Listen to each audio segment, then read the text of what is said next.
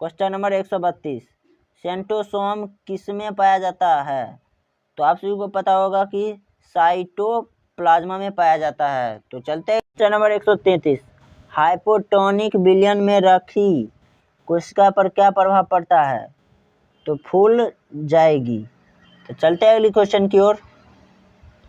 Question number 134, कोशिका के भीतर ऑक्सीजन का स्थान कौन सा होता है? तो आप सभी को पता होगा कि माइटोकॉन्ड्रिया होता है। तो चलते हैं अगली क्वेश्चन की ओर। क्वेश्चन नंबर 135, द्विक झिल्ली किसमें अनुपस्थित होती है? तो आप सभी को पता होगा कि लाइसोसोम में होता है। तो चलते हैं अगली क्वेश्चन की ओर। क्वेश्चन नंबर 136, केवल पादपों में पाए जाने वाला कोशिकांग है? तो आप सभी को पता होगा कि प्लास्टिड। तो चलते हैं अगली क्वेश्चन की ओर। और क्वेश्चन नंबर 137, जंतु कोशिका के द्वारा सीमित किया जाता है। तो आप सभी को पता होगा कि प्लाज्मा मेम्ब्रेन है। क्वेश्चन नंबर 138, राइबोसोम के केंद्रक है? तो आप सभी को पता होगा कि प्रोटीन सिनोथेसिस है। तो चलते हैं अगली क्वेश्चन की ओर। क्वेश्चन नंबर 140, प्रोटीन संश्लेषण से संबंधित है? तो आप सभी को पता हो कि राइबोसोम से संबंधित है। तो चलते हैं अगली क्वेश्चन की ओर।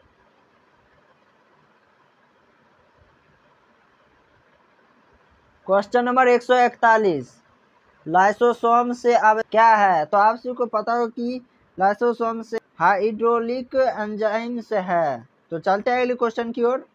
क्वेश्चन नंबर 142, कोशिका स्रवण किसके द्वारा किया जाता है? तो आप सभी को पता हो कि गोल्जी उपकरण के द्वारा। अगले क्वेश्चन की ओर। क्वेश्चन नंबर 144, जंतु कोशिका और पादप कोशिका के बीच प्रमुख अंतर क्या है? तो आप सभी को पता होगा कि है।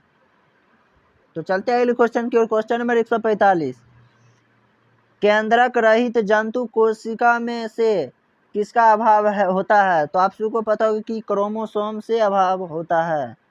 तो चलते हैं अगले क्वेश्चन की ओर। क्वेश्चन नंबर 148, कोशिका के समूह को कहते हैं? तो आप सभी को पता है कि कोशिका के समूह को ऊतक कहते हैं। तो चलते हैं अगले क्वेश्चन की ओर। क्वेश्चन नंबर 149, पौधे में लचीलेपन का गुण किस ऊतक के कारण होता है? तो आप सभी को पता हो कि कोलेनोकाइमा के कारण होता है। तो चलते हैं अगले क्वेश्चन की ओर। क्वेश्चन नंबर 150, ट्रेकिडर्स कहाँ पाया जाता है? तो आप सभी को पता होगा कि जाइलम में पाया जाता है। तो चलते हैं अगले क्वेश्चन की ओर। क्वेश्चन नंबर 151, जंतु के शरीर को ढकने या बाहर रक्षा प्रदान करने वाले ऊतक को कहते हैं? तो आप सभी को पता हो कि एम्पी ऊतक कहते हैं। तो चलते हैं अगली क्वेश्चन की ओर।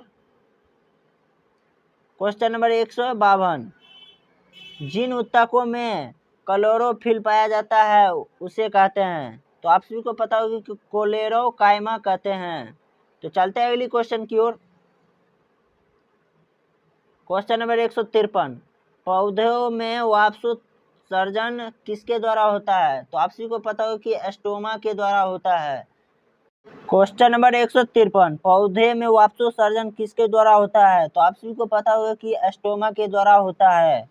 तो चलते हैं अगली क्वेश्चन की ओर। क्वेश्चन नंबर 154, किस ऊतक में लिग्निन उपलब्ध नहीं होता है? तो आप सभी को पता होगा कि होता है। तो चलते हैं अगली क्वेश्चन की ओर। क्वेश्चन नंबर 155, रक्त के प्लाज्मा में जल का प्रतिशत है? तो आप सभी को पता हो कि 90% होता है जल। क्वेश्चन नंबर 156, पौधे में फ्लोएम का कार्य है? तो आप सभी को पता हो कि आहार का चालना है।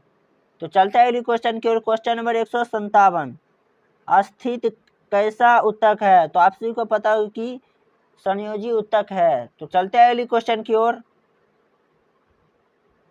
क्वेश्चन नंबर 158, जंतु में भोजन का संग्रहण डैश ऊतक से होता है? तो पेशी ऊतक से होता है।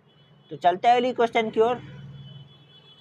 क्वेश्चन नंबर 159, डैश तंत्रिका ऊतक की एक इकाई है?